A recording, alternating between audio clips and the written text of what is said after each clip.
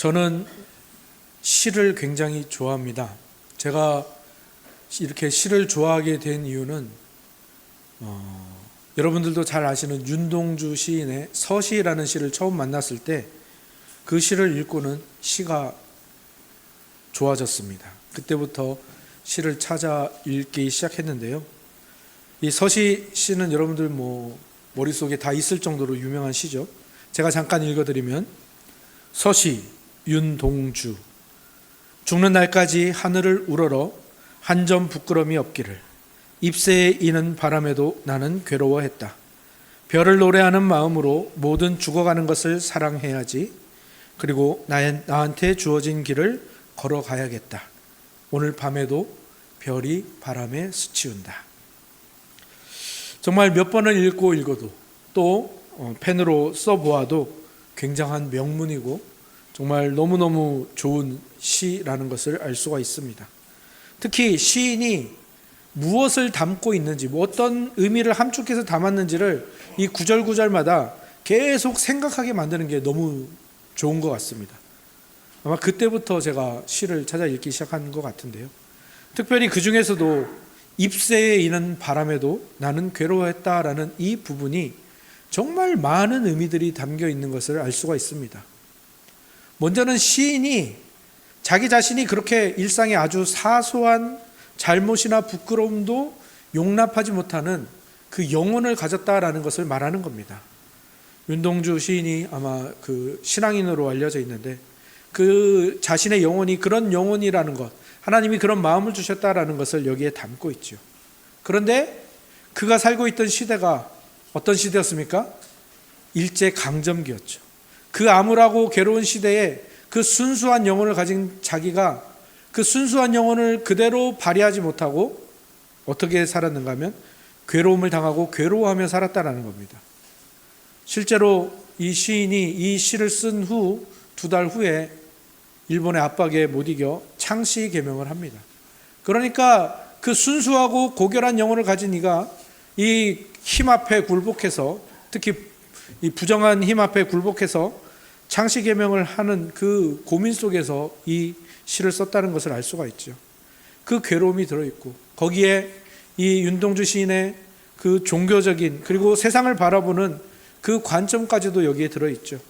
자신이 그 괴로움을 당한 다음에 어떻게 자기가 변했는가 하면 모든 살아있는 것들이 겪는 작은 고통에도 공감하고 아파하는 존재가 되었다라는 것을 이 짧은 구절에 다 담고 있는 것입니다. 제가 이렇게 좋아하는 시를 소개하는 것 너무 좋은 것 같고요. 또 이렇게 시인의 의도가 이렇게 함축된 구절을 만나면 너무 재밌는 것 같습니다. 그 시인의 상황, 그 시인의 시대, 그리고 그 시인이 처한 어떤 그런 사건들, 그리고 그로 인해서 그가 가지게 된 마음가짐이나 다짐, 이런 것들을 발견하는 것이 너무너무 재밌죠. 그런데 바울의 서신서도 마찬가지입니다. 바울도 서신서를 쓸 때마다 그런 장치들을 곳곳에 배치하고 있습니다. 특히 우리가 지난번에 나누었던 갈라디아서에도 그런 장치가 하나 있는데 그 장치는 무엇인가 하면 자유입니다. 자유. 갈라디아서에서 이 자유는 굉장한 장치입니다. 거기에 많은 것들을 담고 있어요. 이 자유라는 말이 사실 종으로 살았던 그 유대인 신자들이나 또는 자신들이 자유인이라고 믿었던 그 로마 신분을 가진 또는 헬라인으로서 살았던 그 사람들에게 자유라는 의미는 서로 다른 의미였을 겁니다. 그런데 갈라디아서에서 자유를 말하면서 그들에게 무엇을 말하냐면은 너희가 지금 자유롭지 못하다라는 거죠. 그리고 너희가 지금 율법으로부터 자유해야 되고 죄로부터 자유해야 되고 그 사랑을 행하는 자유를 다시 되찾아야 한다라는 이 말을 함으로써 갈라디아서가 전하고자 하는 그 은혜의 복음에 시선을 맞추도록 하는 게 이 자유라는 이 개념의 장치인 겁니다. 우리가 함께 나누고 있는 이 디모데전서, 우리가 지금 거의 끝부분까지 갔죠.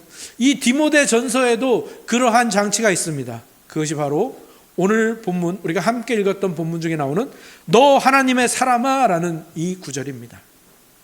부르짖음이죠. 바울이 디모데를 향한 부르짖음. 너 하나님의 사람아. 이 단어 안에 여러 가지 바울의 의도들이 함축되어서 담겨져 있는 겁니다.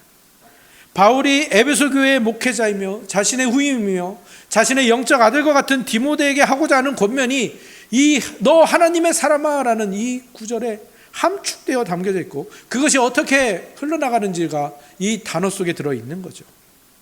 디모데가 목회자로서 그에게 맡겨진 하나님의 교회를 어떻게 감당하고 어떻게 인도해야 되는지, 특별히 에베소 교회에 지금 다른 복음 거짓 교훈들이 막 들어와 있는데 그것들에 공격당하고 있는 그 영혼들에게 어떻게 그 다른 복음과 세상의 가치관을 걷어내고 거기에 정말 은혜의 복음으로 채울 것인가 하는 그 절절한 안타까움과 기대와 권면들이 그 모든 의도를 다 담아서 너 하나님의 사람아 라고 부르고 있는 것입니다. 하나님이 너에게 원하시는 것, 너에게 뜻하신 것, 너에게 목적하신 바를 네가 추구하고 따라야 한다라는 그 권면이 이 너 하나님의 사람아 라는 이 짧은 단어 속에 들어있는 것입니다. 그리고 그 뒤에 나오는 내 단어, 내 동사, 피하라, 따르라, 싸우라, 취하라가 그것으로 해석이 되는 겁니다. 너 하나님의 사람아, 이것을 해석하지 않고 이 명령으로 갈 수 없는 겁니다. 너 하나님의 사람아를 분명히 알고 나서 이 네 가지 권면과 명령으로 나아갈 수 있다라는 것이죠.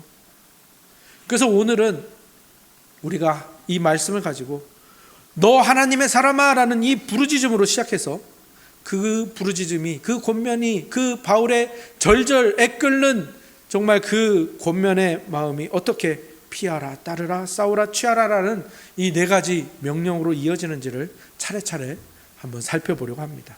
그리고 그것이 디모데에게만 향한 어떤 그 권면의 말이 아니라 오늘 이곳에 우리를 향하신 하나님의 뜻이라는 것도 우리가 함께 살펴보려고 합니다. 먼저 여러분, 너 하나님의 사람아 라는 이 부르짖음을 한번 계속 곱씹어 보시기 바랍니다. 계속 한번 씹어 보시기 바랍니다. 어떤 맛이 나는지요. 그리고 이게 왜 먼저 나왔을까? 피하라, 따르라, 싸우라, 취하라, 이 명령보다 왜 너 하나님의 사람아 라는 이것이 먼저 나왔을까를 한번 생각해 보시기 바랍니다. 왜 이렇게 시작할까요? 그러니까 우리는 많은 경우에 뭘 해야 된다가 앞서잖아요. 그게 아니라 존재가 앞서는 겁니다. 너는 하나님의 사람이잖아, 디모데야. 너 하나님의 사람이란 말이야 라는 이 정체성이 어떤 무엇을 하는 것, 무엇을 기능하는 것, 무엇을 만들어내는 것보다 훨씬 더 중요하고 앞선다라는 것을 말해주고 있는 것입니다. 네가 어떤 존재인지를 분명히 해야 돼. 그 다음에 모든 것들이 정해지는 거야 라고 바울이 말하고 있는 겁니다. 디모데야, 너는 하나님의 사람으로서 하나님의 백성이 모인 이 교회의 일원이면서 또 그 교회를 책임지는 목회자로 부름받은 하나님의 사람이란다. 이걸 네가 잊으면 안 된다. 이게 흔들리면 그 뒤에는 다 흔들린다라는 것을 담은 말인 것입니다. 디모데는 이것을 가장 먼저 우선시해야 됩니다. 내가 하나님의 사람이구나. 내가 하나님의 사람으로 부름받았고 그 하나님의 교회의 일원으로서 그 지체이면서 동시에 그 하나님의 교회를 책임지라고 부른 목회자의 직분을 가진 하나님의 사람이구나. 디모데가 이것을 확실히 알고 깨닫고 정말 그 안에서 명확해져야 그 다음으로 나아갈 수 있는 겁니다. 그리고 오늘 여기 모이신 우리 예배자들, 여러분들도 이게 제일 먼저 확실해져야 됩니다. 우리는 하나님의 사람입니다. 우리는 하나님의 교회입니다. 이게 확실하지 않고 다른 무언가를 먼저 하려고 하면 그 뒤는 다 무너지는 겁니다. 하나님께서는요, 우리를 사랑하시고 우리에게 복 주시려는 뜻과 그 목적을 위해서 예수 그리스도를 이 땅에 보내셨어요. 그리고 우리를 구원하시고 우리를 교회로 부르십니다. 그리고 그 교회 안에 저나 디모데 같은 목사의 직분, 또 장로의 집사의 직분, 또 권사 여러 직분들을 세우셔서 은혜의 복음과 생명의 말씀이 잘 선포되고 지켜지고 실천되도록 하고 계시는 거예요. 왜? 하나님의 사람으로서, 하나님의 교회로서 살아가도록 그렇게 만드신 겁니다. 그런데 우리는 교회로 모여서도 자꾸 무엇을 먼저 생각하냐면 어떻게 하면 이 조직이 잘 돌아가지? 이 조직이 어떻게 하면 잘 기능할 수 있지?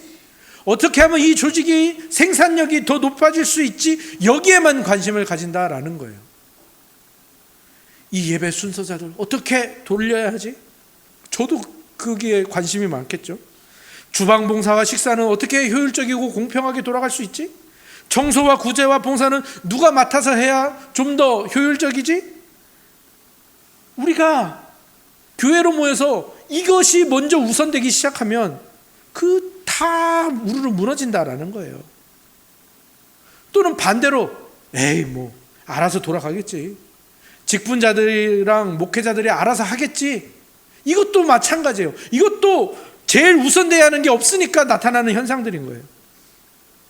어떤 사람들은 그렇게 관심을 가지지 않다가 자신도 모르는 일들이 교회에서 진행이 되면 불만을 가집니다. 마음이 상하고 그러면서 이 교회는 사랑이 없어, 이 교회는 불공평해, 이 교회는 뭐가 부족해, 이런 말들을 내뱉는 것도 가장 먼저 우선되어야 하는 것이 없기 때문에 나타나는 현상들이에요. 왜 일을 이렇게밖에 못합니까? 왜 일을 이렇게 했습니까? 이건요, 세상의 조직과 세상의 모임에서는 분명히 따질 수 있는 일입니다. 하지만 교회에서는 그러면 안 돼요. 왜? 교회는 이 세상의 조직과 모임처럼 무언가를 효율적으로 생산하는 데 목적이 있는 공동체가 아니기 때문입니다. 교회는 하나님의 백성들이, 하나님의 사람들이 모인 하나님의 교회고 예수 그리스도의 몸으로서 그 안에서 하나님의 생명의 말씀, 은혜의 복음이 잘 전해질 수 있도록 서로 짐을 나누는 것입니다. 나누어지는 것입니다. 세상은 그런 것이 아니죠. 세상의 경영 원칙은 뭡니까? 10사람이 할 일을 5명, 3명, 1명 이렇게 하면 너무 좋은 거고요. 그래서 그 사람도 쓰지 않게 해서 로봇을 만드는 게 세상의 경영 원칙이고요. 100만 원을 들 일을 10만 원 들여서 하면, 20만 원, 30만 원 들여서 하면 그렇게 해서 효율을 찾고 이익을 남기는 게 목적인 그런 것이죠.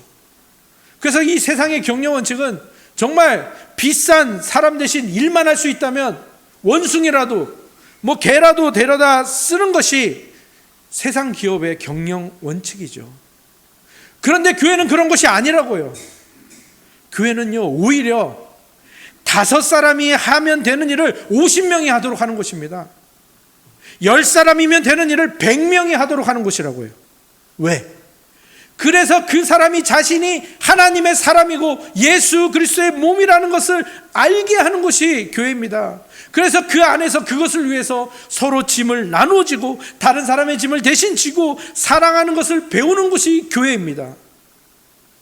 유능한 사람 혼자 또는 유능한 사람 몇몇이서, 직분자 몇몇이서 일을 하는 것이 교회가 아니라는 거예요.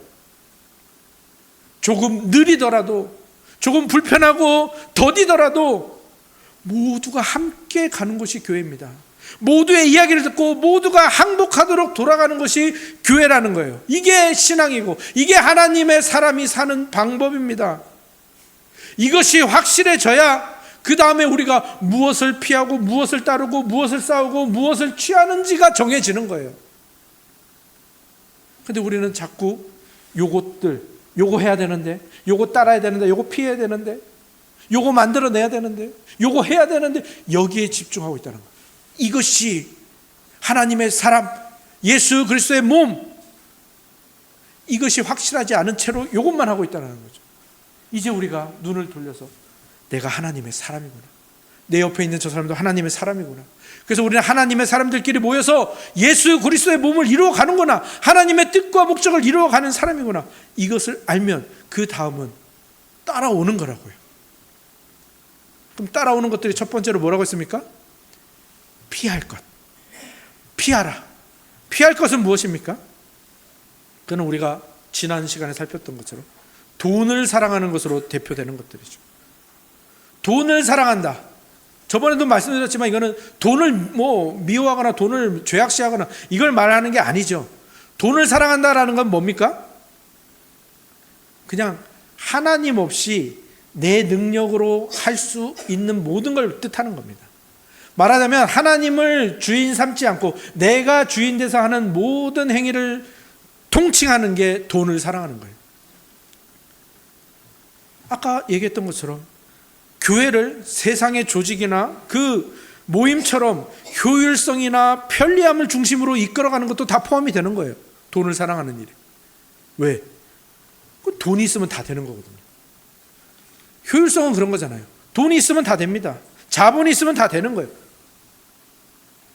그걸 피하라는 겁니다. 교회는 그걸 피해야 돼요. 그걸 피해서 어려움이 생기고 그걸 피해서 문제가 있더라도 그걸 피해야 되는 거예요. 교회는. 왜? 우리는 그 어려움과 문제 앞에서도 하나님께 은혜를 구하며 서로의 짐을 대신 져주면서 그거를 배우는 과정으로 삼는 사람들이기 때문이에요. 목적이 다르잖아요. 사람이 더 많아지고 뭔가를 생산해내는 조직이 아니라 교회는 우리가 예수 그리스도의 몸이 되어가고 예수 그리스도의 성품을 열매로 맺는 그 과정을 살아가는 사람들이니까요. 그러니까 우리 안에는 뭐도 없어져야 됩니까? 누구 때문에 그래? 우리 교회는 누구만 없으면 잘 될 텐데. 이것도 다 돈을 사랑하는 것과 똑같은 거예요. 자기가 생각하는 정답을 강요하는 것도 마찬가지예요. 내가 생각할 때는 이게 효율성이 있어. 내가 생각할 때는 이게 더 빠른데 이렇게 하면 잘 될 텐데. 아니요. 그렇게 생각하지 않는 사람도 있다는 것을 알고 그 사람들과 함께 맞춰가는 게 교회입니다. 교회는 정답을 말하는 것으로 문제가 풀리는 것이 아닙니다. 그리고 이 모든 것을 위해서 우리는 먼저 무엇을 해야겠습니까? 돈을 사랑한다라는 건요, 내가 능력이 있다는 것을 증명하고 싶은 거거든요. 그러니까 이 돈을 사랑하는 것을 피하기 위해서는 뭐가 제일 우선되어야 하냐면은 내가 무능하고 죄인이라는 것, 하나님이 주인 되시지 않으면 큰일 나는 존재라는 것을 인정하는 게 필요해요. 그게 인정되면 그 다음부터 모든 일에 하나님의 은혜를 구하고 자신과 상대방을 용서하기 시작하죠. 그것이 우리가 피해야 할 겁니다. 그러면 그 다음 두 번째, 따라야 할 것은 무엇입니까? 오늘 본문에 그냥 명확하게 나와버립니다. 뭐라고 되어 있습니까? 의와 경건과 믿음과 사랑과 인내와 온유를 따르랍니다. 이거는 무엇을 말하는 거냐면 돈을 사랑하는 것으로 대표되는 이 세상의 가치관과 이 세상의 방식, 이 세속적인 생각들, 이 악을 제거하고 피하는 것으로만은 충분하지 않다라는 거예요. 이 세상의 가치관과 죄악을 비워낸 이 마음의 공간에 뭘 채워넣으라는 겁니까? 하나님의 성품, 예수 그리스도의 성품을 채워넣으라는 거예요. 근데 바울이 여기에 사용한 이 따르라라는 이 단어, 이 동사는요, 어떤 뉘앙스가 있는 동사냐면은 요즘 러닝이 유행이죠.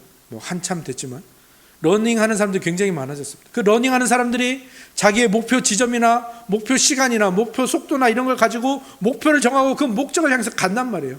마라톤 하는 사람들이 그 꼬린 지점을 향해서 막 그 향해서 전력 질주하면서 가는 모습, 그게 바로 이 따르다라는 이 단어가 가진 뉘앙스입니다. 그러니까 이 교회는 무엇을 하는 곳인지를 분명히 하는 거죠. 하나님의 사람이 하나님의 교회가 되어가고 예수 그리스도의 몸이 되어가는 것, 그것을 위해서 하나님의 성품, 예수 그리스도의 성품을 채우고 배워가는 곳이라는 것을 분명히 하고 그것을 따르기 위해서 전력 질주하는 겁니다. 교회의 직분자가 세워집니다. 우리도 이제 11월 9일에 임직예배를 통해 직분자들이 세워지죠. 교회의 직분자가 세워지는 목적이 뭡니까? 교회가 좀 더 효율적으로 돌아가고 일꾼들이 많아지기 위해서 그렇게 하는 겁니까? 아니요. 그 직분자가 세워짐으로 말미암아 우리는 뭘 배우는 겁니까? 의와 경건과 믿음과 사랑과 온유, 인내, 이걸 배우는 겁니다. 그걸 따라가는 거예요, 우리가. 그리고 아까 말씀드린 것처럼 5명이서 할 수 있는 일을 50명이 하고 더 많은 사람이 참여하고 조금 더 느리고 더디더라도 모두에게 유익이 되도록 하는 것. 우리는 여기서도 뭐라는 겁니까?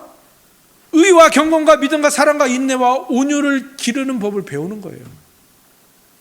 어려움과 문제들 앞에서 세상적인 방법으로 정답을 제시해서 해결하는 게 아니라 그거를 함께 좀 느리고 더디더라도, 문제가 바로 해결되지 않더라도 함께 하려고 애를 쓸 때 우리는 거기서 의와 경건과 믿음과 사랑과 인내와 온유를 배우는 겁니다. 교회는 그런 곳입니다. 여러분, 교회 봉사도 그런 식으로 보셔야 됩니다. 교회 직분도 그런 식으로 보셔야 돼요. 교회 일들을 그런 식으로 보셔야 됩니다. 교회 봉사를 할 때 누군가에게는요, 그것이 굉장히 당연하고 굉장히 접근하는 것도 쉽고 또 하면서 그것에서 기쁨을 느끼는 사람도 분명히 있어요. 근데 교회 안에는 그렇지 못한 사람도 많이 있습니다. 그게 너무 힘들고 불편하고 그걸 하는 게 공평하다고 느끼지 못하는 사람들이 있단 말이에요. 그럼 어떻게 합니까? 너 탈락. 이게 아니라 뭘 하는 거죠? 기다려주는 거예요. 그 사람의 짐을 대신 져주는 거예요. 그러면서 우리는 거기서 뭘 배웁니까? 인내와 온유와 사랑을 배우는 겁니다. 또 교회에서 무언가를 결정할 때 아무리 생각해도 내가 전문가니까 내가 볼 때는 이렇게 하는 게 맞아. 그런데 사람들의 의견이, 다른 사람들의 의견이 이거는 너무 그래요. 이렇게 했으면 좋겠어요. 그때에 틀렸어. 이렇게 하는 게 아니라 내 의견은 이런데 당신 의견은 그렇군요. 그럼 우리 조율해서 합의점을 한번 찾아봅시다. 기도하면서 한번 하나님의 뜻을 알아가 봅시다. 여기서 우리가 뭘 배웁니까? 사랑과 인내와 온유를 배우는 거예요.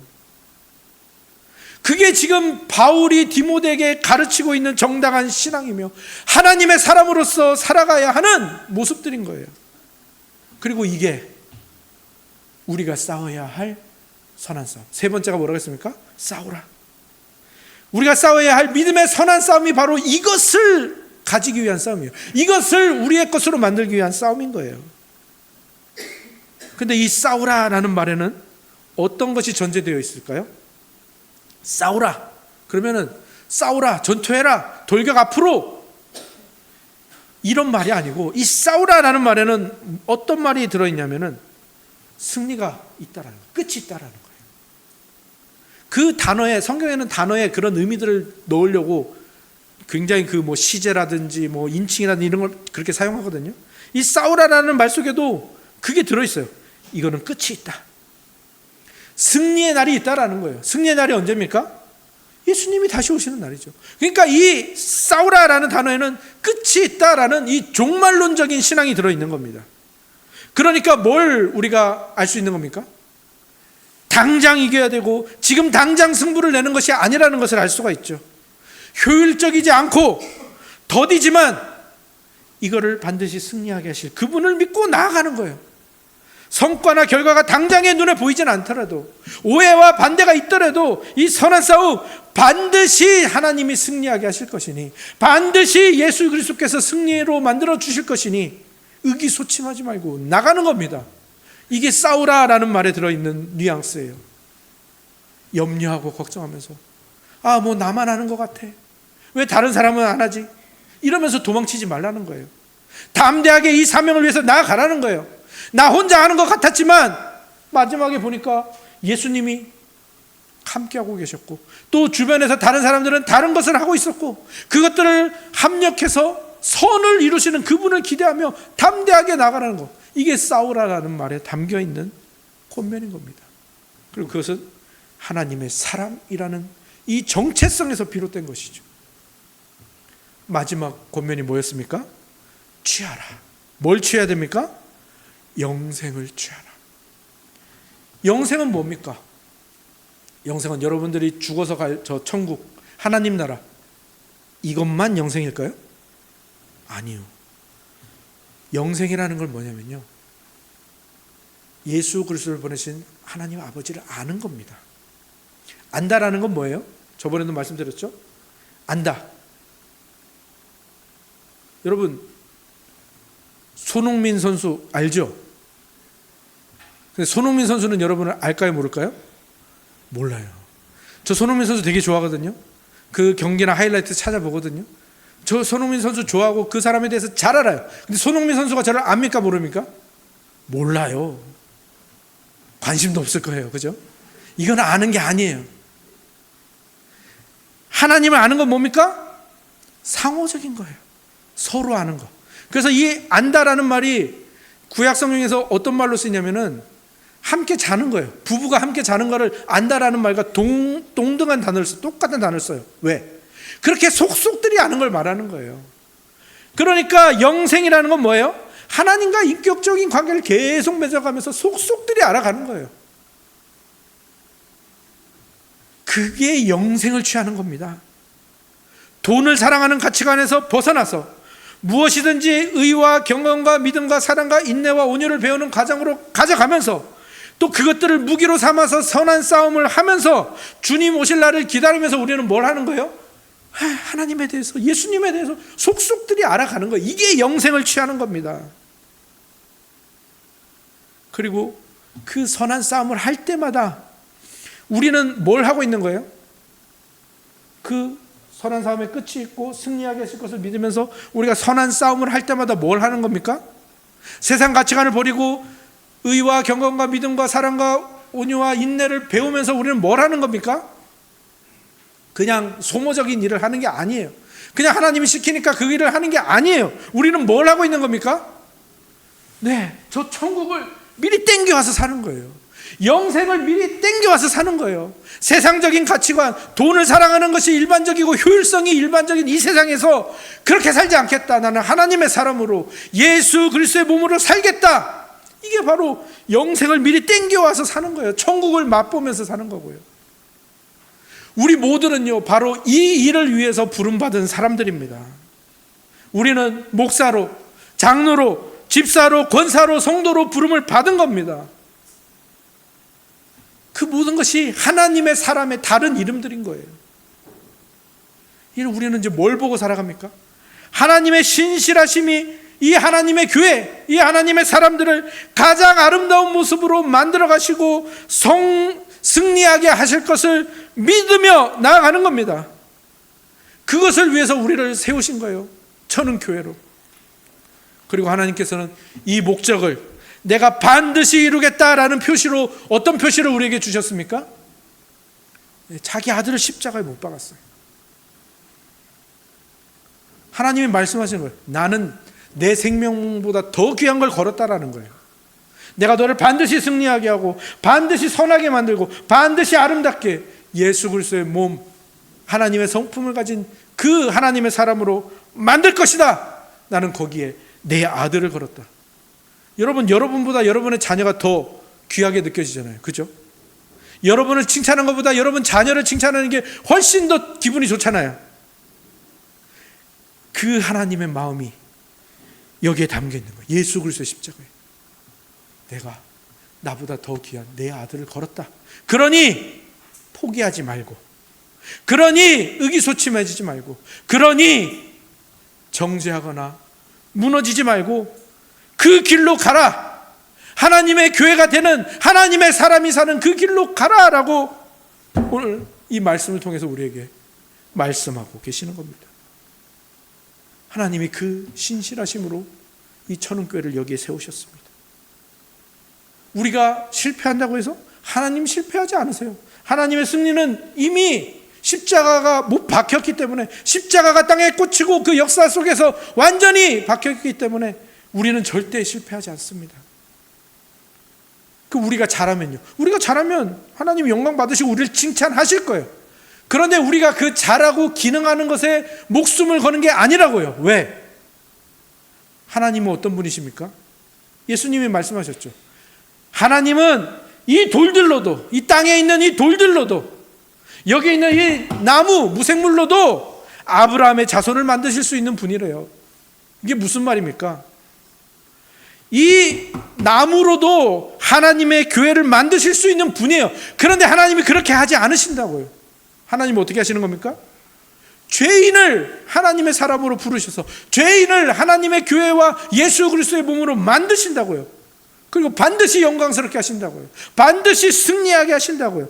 그분이 자기 아들을 십자가에 못 박으시면서 그걸 우리에게 약속하셨단 말입니다. 그게 우리의 하나님의 사람이라는 그 정체성 안에 담긴 하나님의 약속인 겁니다.